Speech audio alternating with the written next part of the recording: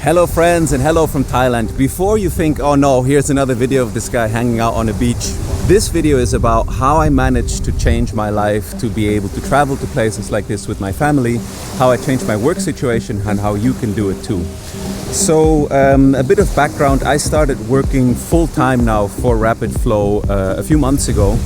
And actually this is a big thing for me. So thank you everyone for your support in this. And I want to share with you the steps I took to get there, because for the last about 8 years I'd been working for different big corporations, and I'm grateful for what I learned and the opportunities I did. But as it went on, I realized that in the long term it wasn't going to make me happy. I was missing way too much the people in the music scene, actually being really much deeper in creativity related to music. At a certain point I realized that I wanted to get back to music, and this is the first thing that I want to share with you, which was I think I kind of had a dream maybe that night, but in any case I woke up in the morning and I remember it very vividly.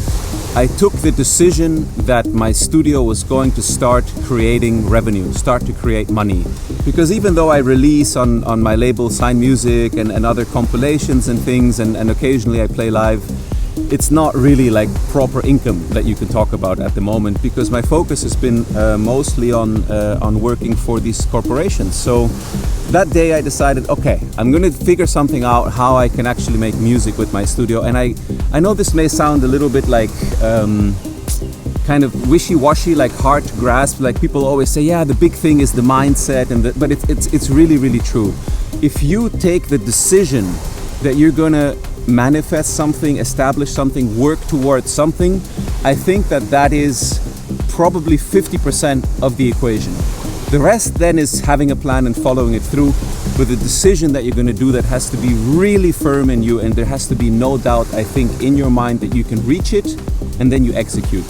And if there is doubt in your mind, if you don't think it's a good idea, if you don't think you can do it, my experience is that it's a self-fulfilling prophecy. So I think the first thing to do is to be in a very clear mindset with yourself and take the decision that you're going to make this happen. The second thing was then, of course, I needed a business idea, and somehow I had this flash of inspiration in that time period that I wanted to make a template for everyone, the Rapid Flow template, really out of the drive of sharing the learnings that I'd had doing amazing masterclasses with incredible musicians, with my experience as a sound engineer, knowing exactly how long it takes to finish a track, how tedious the mixing can be, which by the way, a lot of big artists outsource to mixing engineers. They don't do it themselves. So my idea was, I'm going to make a template that combines all this knowledge and just put it on Gumroad and see what people say. And hey, like within a month it got downloaded 1,000 times. The reviews and feedback on it was incredible, so I knew there was something. So I guess that would be the second step, is try to figure out something that you are maybe uniquely capable of, that you enjoy and that other people are willing to pay for, and that ideally maybe adds some value and good to the world. And I felt like the Rapid Flow workflow and template checked all those boxes, so I put a lot of energy into this after hours, just really working on making this template as amazing as I could. And yeah, the results are there. And on top of the template then I started building sample packs, and it grew into its own approach to making music, which is very agile and focused on achieving results quickly. And I've realized a lot of people are in the situation that they love to make music but they don't have that much time. So I'm very happy to see that this is something that can add value to them. So the second step then is having your idea, and the third step then is executing against that in the smartest way that you can, which in my case meant validating the idea early. This is kind of from my background as a Scrum Master and an entrepreneur, someone that's founded startups, is proving your idea with an MVP, which for me was the template. Once you know that it's good, maybe doing some minor tweaks to make it better. And when you have so-called product market fit, then going all in, which in my case meant hiring a marketing manager. Tanu, how you going, mate? Big shout out to you for all your help and the support and the feedback. So yes, I hired someone to help me to position it properly in the market, because I was not going to learn the meta advertising console. I was totally overwhelmed by how it works, and Tanu actually taught me. So now I'm very happy to know that. So I hired someone who then positioned my work well. We ran a lot of advertising campaigns and brought it out into the world. So this is step 3 which is, it's no use to make a great website, nice business cards, and a great product if no one's ever going to learn about it. So you have to figure out how to get eyeballs on your products, and the fastest, easiest way to do that today is with good video content on Meta. As much as I'm not a huge fan of Meta, but yeah, their advertising platform for the kinds of products I do is amazing and works really well. So make sure that you bring people to your offering in a way that's compelling, and make sure that the offer you have is almost, it's like too good to refuse. So what we offer is a money back guarantee. Like, we offer this amazing product, plus if you don't like it, you send us an email and we refund you. So it's like nobody can lose anything, and I think they can sense that we're coming at this from the right place, that if it's not for you, then you don't need to pay for it.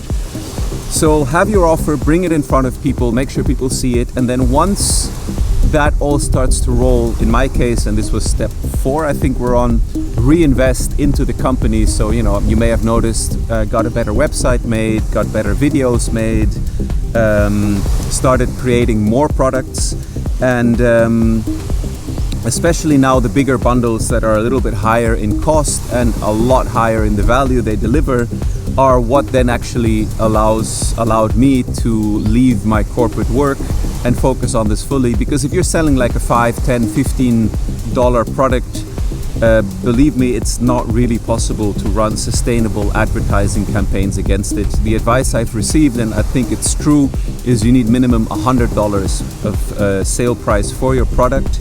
I'm very lucky that I make my own product, so I don't actually have to think about purchasing. But if you're purchasing from someone else and the margin is like 10-15%, I think you should at least double or triple that product. It's very difficult to do an e-commerce type company with very low profit margins and run sustainable, profitable advertising campaigns. So those are the steps I took there. I would very much recommend that you actually create a digital product and put your knowledge into it, rather than buying some plastic gadget off of some shop hoping you're going to sell it higher on Amazon. Honestly, does the world need more plastic gadgets, and is that really what is your passion project? I get that it can be a means to an end to just make money, but I think the time where drop shipping stores worked amazingly is long gone. There's massive amounts of competition, and running profitable campaigns on it, this is from a meta marketing expert, is basically impossible. So I would think twice about planning that as a business strategy. Little side note. And then step 5, I think, is, once you have these things in place, and a lot of my stuff was built in the end on Shopify. I did try a few other platforms, but Shopify is amazing. Try to outsource the parts to people on platforms like Fiverr, so that you don't try to end up doing everything yourself. My job as a founder is to bring the innovation, to bring the ideas, to bring the big picture. And I have by now, I think, like 5-6 people that I work with that I've outsourced everything to, from helping me transport the template to another DAW, because I'm not very good at FL Studio. I'm okay at Bitwig. I'm not very good at Logic, but I have people helping me with that. You'll find them on our Teams page soon. I have someone helping me with SEO. I have a company helping me with advertising. So don't try to do everything yourself, even though at the beginning it may be necessary. But as soon as your business gives enough revenue and profit that you can outsource it, do, because it's the only way to grow without burning yourself out, I think. So I think that those are the most important steps. I think the 6th step that I would talk about, I think we're at 6, I may be 5, but you know what I mean, is to not get so absorbed by the work that you're doing that it ends up becoming something similar to a corporate grind, where it's just relentless and it doesn't maybe leave you time to travel or to spend with your loved ones or to spend on your art. And that was something that I had to work on, because when I sink my teeth into something, I kind of go all in. And I realized that I was working as much as I was working in my previous corporate jobs on Rabbit Flow, which is why I've taken now this break with my family, where we're going to be in Asia and in Thailand for 3 months actually, which I'm very grateful for. And because my business is fully automated and online, I can work from here, right? And that is the beauty, I think, of having automated digital products. And a lot of people do one-on-one coachings. I think the potential to earn money from that is finite because you're always in a one-on-one situation. So my goal is to do products that are digital, that people can consume or, you know, learn from in their own time. And then step 7 is to find yourself, I think, the muse and the time to enjoy it and to settle down, to slow down, to take, you know, the time to go to places like this, and to absorb the amazing potential that not only online marketing and fully automated stores and things like that offer you today, but also the freedom that those kinds of platforms offer you as a creator. So maybe to summarize this, figure out what is your gift, what is that you know a lot about, what can you share to people that will help them maybe on their journey.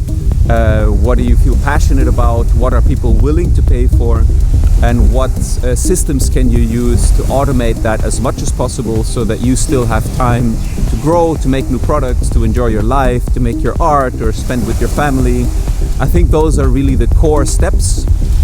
And maybe to close off with a huge thank you to everyone that's been supporting me and the Rapid Flow company and the kind of road that I've been on. I really, really appreciate it. It makes me so happy to start this new journey in my life, and to work together with you. It feels like on these projects, and you know, hearing the songs that you make with Rapid Flow, getting your amazing feedback. That makes me so happy when I see people that are writing all of a sudden, you know, a track a week, even some people multiple tracks in just a couple of days.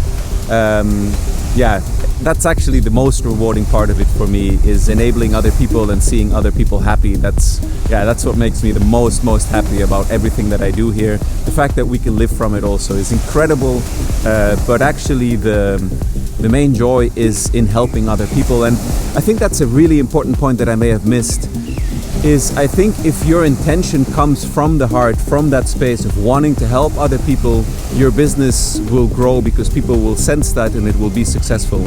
If your goal is just to make money, it may work, but in my experience, it's not as great as when it's something that's coming because you want to help others and share value, and it's coming from your heart space of wanting to help other people.